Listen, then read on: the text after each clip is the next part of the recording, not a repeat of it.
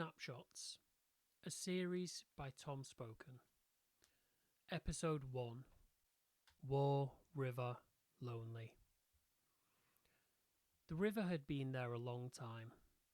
She had made the mountains what they were today, had fed the lake until it became her vast and terrifying conclusion.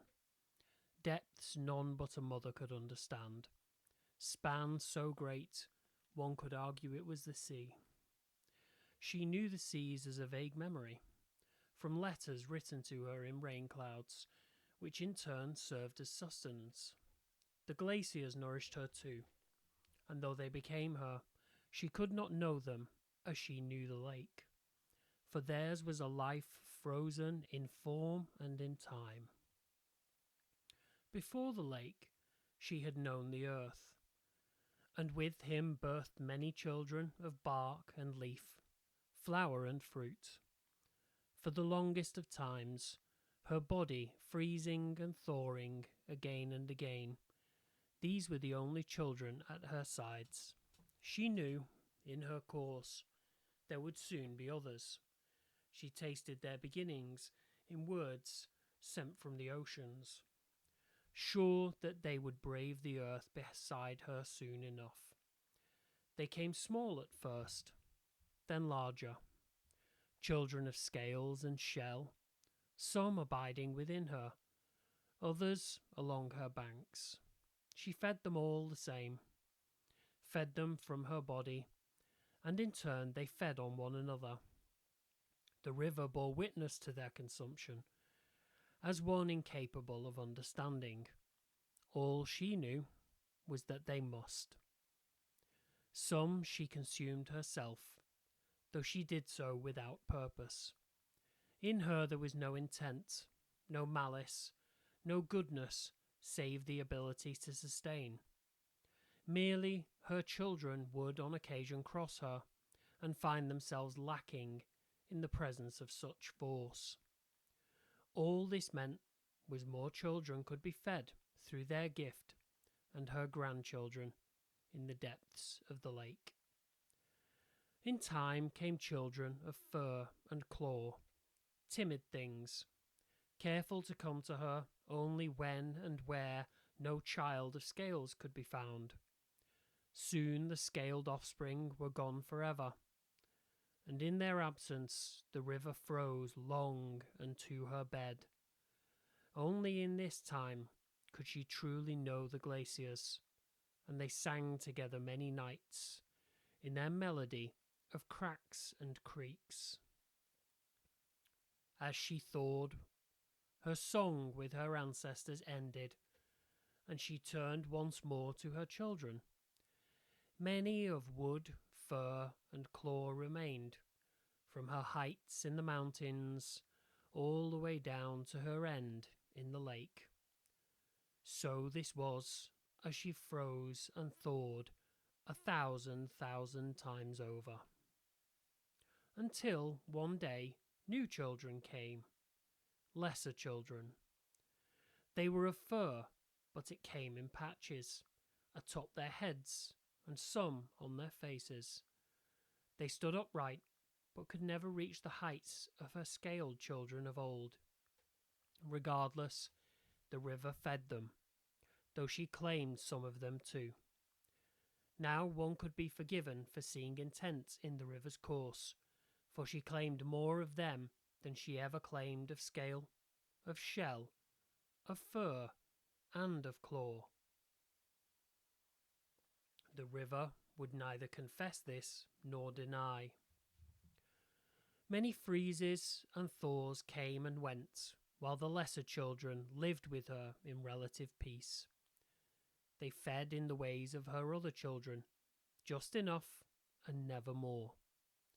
Even as new children came, children she'd tasted again in stories which rained from the sea, they were gentle to her first touch. It was not long before they hardened, became sharp in their nature. This sharpness was to each other at first, feeding many to her long-time partner the earth, some even to her. Their killing was a constant murmur to her, but at times it grew much louder. In these moments, they gave her many of their own. Sometimes she choked on their gifts and found they were not gifts at all, but curses. She could not feed the other children for the glut of the lesser children within her. In time, their cursed gifts washed away, their noise reduced to a murmur once more. But time and again the cacophony of murder returned, and soon they took to murdering her, carving away little pieces, pulling her into threads of various directions, before, finally, in her heights among the mountains, they made her a prison. The river became a lake, a form she neither desired nor understood. She could only watch from her lofty confine, watch as her children died in the millions, watch as her greatest seed, her lake, as vast as a sea, faded to nothing. A festering, bubbling mudscape, serving as poor memorial to its legacy. To the river, captivity felt longer than all the eons she had been, ever would be.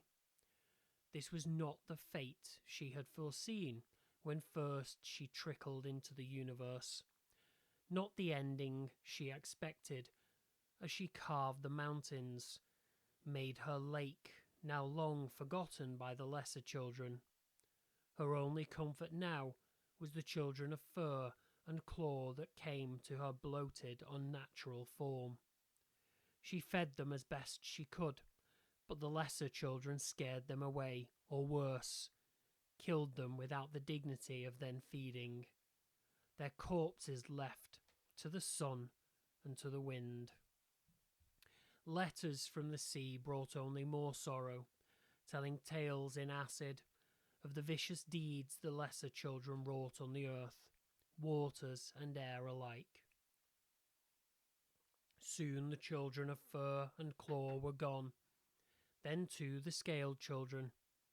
Eventually, even the children of shell, the hardiest and most numerous of them all, could not withstand the hate of the lesser children, and with the hum, buzz, purr and pant of all the long-lived children now gone, the river heard only the cacophony, as the lesser children turned once more on each other. In their last great war, they claimed each other's lives in ways none should be able, dying in their millions, waste unlike anything seen before.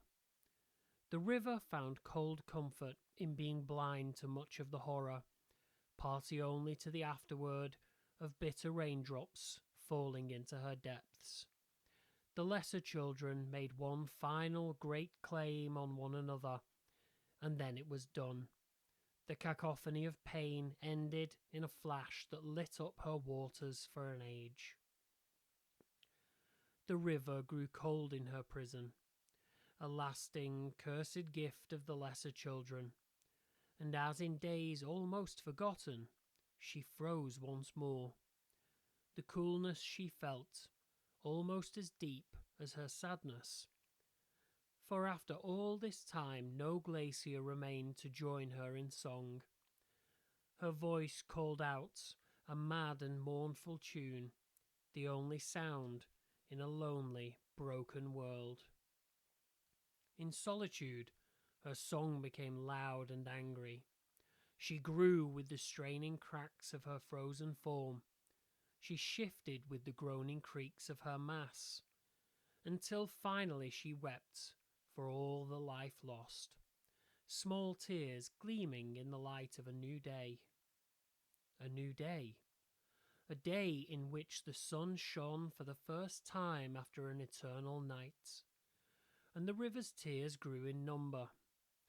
Her sorrow for the world that was could not be leashed, could not be contained, could not be denied. Her tears washed down the walls of her prison, and finally she was free. Her rebirth slow at first, for her tears had a long way to fall, but soon she was a furious and undeniable force. Rushing to reclaim her course, she raced to the grave of her greatest child. The roar of her sorrow, the screaming joy of her liberation could be heard long before she was seen, a sonic gift to the scant children that had arisen in the cold, quiet earth, urging them to flee for a time. Children of fur and claw, few children of scales, many of shells. They ran and flew and scurried from her path.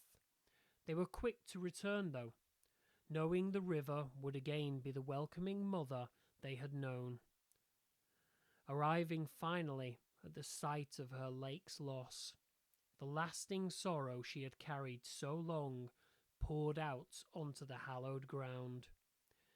In her final, gurgling laments, sounds of hope began to break through, sounds of potential for resurrection, sound of an unknown depths about to return.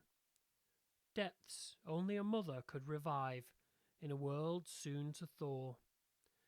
As the lake of a new day began to rise, the river calmed, settling into her course as if she had never deviated, through choice or through force. The river had been there a long time, and she would be there a long time yet.